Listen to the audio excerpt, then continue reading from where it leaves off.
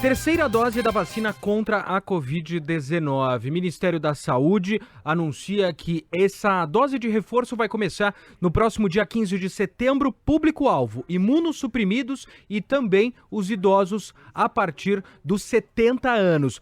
Há pouco, o governo de São Paulo disse que essa imunização será dada para idosos com 60 anos ou mais. Para entender um pouco dessa terceira dose, do reforço na imunização, contato aqui na Band News FM com o diretor da Sociedade Brasileira de Imunização, médico Renato Kifuri. Doutor, primeiro, muito obrigado por mais uma vez atender a Band News FM. É sempre um prazer, Sandro, falar com vocês, ouvintes aí da Band News. Doutor, a gente tem uma diferença do Ministério da Saúde, que fala em vacinar a partir dos 70 anos de idade, prioridade para quem tem mais de 80, e o governo de São Paulo a partir dos 60 anos de idade. Alguma diferença? Como é que o senhor avalia especificamente essa mudança no calendário de São Paulo, que inclui 10 anos a mais dentro do grupo? Bom, a evolução para os maiores de 60 deve ser natural. O Ministério está recomendando, no momento, acima de 70 anos, em função do número de doses disponíveis. Nós temos que entender que o calendário das segundas doses continua, a vacinação de adolescentes com comorbidades continua. Então, nós temos aí pelo menos 4 públicos-alvo: os adolescentes de risco, terminar a segunda dose dos já iniciados, vacinar os imunocomprometidos com uma terceira dose e dar a dose de reforço para os idosos acima de 70 anos de idade. Então, o cálculo do Ministério foi em função das doses que ele vai receber em setembro. Então, não sei de onde São Paulo vai tirar dose para vacinar já acima de 60 anos de idade, que o Ministério não vai distribuir. Essa distribuição vai ser feita para atender a população brasileira de maneira equitativa, para todo brasileiro hoje chegar até o final de outubro, provavelmente, com esse esquema completo. Obviamente, chegando em outubro, novembro, com o maior número de doses, devemos sim baixar a idade para os 60 anos e, eventualmente, discutir se haverá ou não necessidade de mais algum grupo ser revacinado. Esse ponto é importante, como o senhor falou, né? A gente ainda não tem as doses para todo mundo. O Ministério da Saúde diz que para esse público anunciado tem, mas olhando do ponto de vista exclusivamente médico, sem a gente falar de número de doses, seria importante também vacinar outros grupos de risco, e aí as pessoas com comorbidade, com deficiência, profissional da saúde, tem algum outro grupo que merece uma atenção especial, repito, do ponto de vista médico, para receber essa terceira dose? Por enquanto, não há nenhuma evidência de que adultos jovens, profissionais da saúde, menores de 60 anos de idade, ou mesmo portadores dessas condições crônicas, estejam perdendo sua proteção. Então, talvez o tempo demonstre que nós precisaremos revacinar ou dar doses de reforço para alguns outros grupos. Hoje, o que a literatura mostra, as evidências apontam, é que os maiores de 60 anos e aqueles imunocomprometidos graves, esses sim precisarão ser revacinados, receber uma dose de reforço nesses esquemas que estamos preconizando agora. Então, obviamente, o tempo nos dirá se a duração da proteção em indivíduos saudáveis, mais jovens, necessitará ou exigirá realmente doses de reforço ou não. Por enquanto, não há nenhuma recomendação para esses grupos. O Ministério da Saúde, doutor, anunciou que a dose, a terceira dose ou dose de reforço também, como o senhor falou, ela vai ser aplicada com imunizantes da Janssen, Pfizer e também AstraZeneca, preferencialmente da Pfizer, combinando vacinas. Então, mesmo se a pessoa tomou AstraZeneca, a dose única da Janssen, preferencialmente vai tomar a vacina da Pfizer. E isso gera um certo receio em alguns ouvintes da Band News FM que escreveram para cá. Mas como eu tomei 2 doses da mesma, a terceira é diferente, por que essa diferença nas doses e qual o resultado disso? Olha, não há dúvida de que a vacina da Pfizer se traduz numa resposta imune muito mais robusta, especialmente nesses indivíduos mais vulneráveis. Então, tanto nos idosos quanto naqueles imunocomprometidos, a performance da vacina da Pfizer em termos de resposta imune é bastante superior às vacinas de vírus inativados, né? Aquelas como a Coronavac, a Covaxin, a Sinopharm, similar somente às vacinas proteicas, que nós não temos nenhuma aqui no Brasil.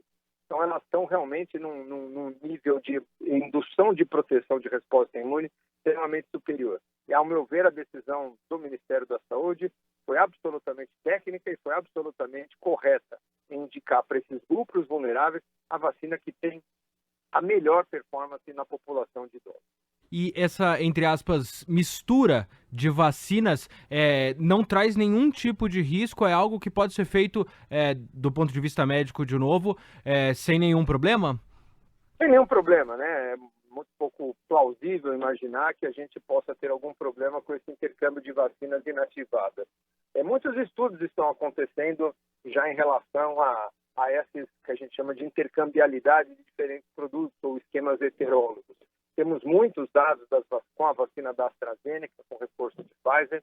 Com a vacina da Coronavac não temos tantos dados, os dados estão sendo gerados, inclusive aqui no Brasil, por diversos estudos, mas sem dúvida é uma escolha nesse momento, face à continuidade da pandemia que a gente continua vivendo, o risco aumentado que esses idosos têm, a visível perda de proteção que esses grupos começam a ter a partir de 6 meses, a necessidade de se vacinar, sem dúvida, supera de longe eventuais problemas, que eu não acredito que haverá nenhum. A vacina é extremamente segura e tem se demonstrado assim em todos os estudos.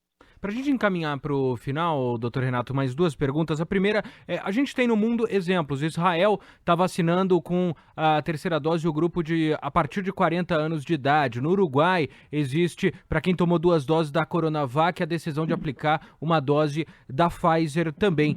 Que resultados a gente tem tido no mundo em relação a esse, ou o reforço, ou a terceira dose da vacina contra o coronavírus, num ambiente de impacto fortíssimo da variante Delta da Covid-19? Olha, é muito difícil, Sandro, comparar realidades de países diferentes que vacinaram, por exemplo, Israel há mais tempo que nós, que utilizaram intervalos mais curtos, como os Estados Unidos e Israel, que utilizaram 21 dias com a vacina da Pfizer, que tem sido demonstrado menos eficazes do que intervalos mais longos. Então, acho que a gente aí é difícil traçar comparações de esquemas de países que associaram com mais efetividade as medidas de distanciamento, de uso de máscaras que outros. Então, não são comparáveis esses cenários epidemiológicos. Então, eu acho que hoje o que a gente pode dizer é que os primeiros dados que começam a aparecer, especialmente em Israel e Chile, é uma redução, pelo menos uma estabilização do número de casos graves que vinha subindo com a variante Delta em indivíduos que receberam uma dose de reforço. Esse é um dado que a gente também não tem, né? Quanto que uma dose de reforço nessa população mais vulnerável sustenta essa proteção e por quanto mais tempo. Então, isso a gente vai continuar tendo que observar. Mas não há dúvidas de que num cenário onde a gente tem ainda alta circulação do vírus, como aqui no Brasil, com a iminente entrada de uma variante mais transmissível, fornecer uma proteção adicional para esses idosos, para esses imunocomprometidos, sem dúvida é a melhor escolha. E a última pergunta, doutor, a gente começou essa entrevista falando, o senhor trouxe o que é dose de reforço, o que é terceira dose. A gente tem alguns locais, volto a citar, por exemplo, o estado de São Paulo, que já anunciou a decisão de, em 2022, refazer o ciclo de vacinação, voltar a imunizar todo mundo. Quando a gente fala em termos de proteção, muda alguma coisa eu aplicar uma terceira dose agora e eu ter uma revacinação, um novo ciclo no ano que vem? Esse anúncio de São Paulo não tem nenhuma evidência científica que mostre a necessidade de revacinar indivíduos adultos, saudáveis. Então, é um anúncio que, cabido do ponto de vista científico, né? Nós não sabemos se haverá ou não necessidade de revacinar a população em geral, com que periodicidade, com que formulação de vacinas, por exemplo, se vai ser uma vacina de formulação diferente, contemplando novas variantes. Então, esse anúncio para 2022, ele é um grande desafio. A gente não tem como prever o que nós vamos fazer. Esse é um exercício que o Ministério da Saúde, inclusive, vem fazendo, porque nós precisamos nos programar com compras de vacinas para 2022. Qual será o nosso objetivo? Nós já temos aí provavelmente cerca de 100 milhões de doses para ser entregues no começo do ano, já programados em 2022. Mas nós ainda não trabalhamos num cenário de muitas incertezas. Não sabemos a necessidade de revacinação da população geral, com que formulação de vacinas. Por enquanto, não há nenhuma perspectiva, nenhuma definição de revacinação para 2022. Estamos tratando de 2021 e acho que ainda nós temos mais que amadurecer e gerar essas evidências para definir o esquema máxima para 2020. Queria agradecer ao diretor da Sociedade Brasileira de Imunização, Renato Kifuri. Doutor, mais uma vez, muito obrigado por tirar essas dúvidas aqui em relação a mais essa etapa da imunização. Agradeço, até uma próxima. Obrigado, Sandro. Sempre um prazer. Um grande abraço a vocês, ouvintes da Band.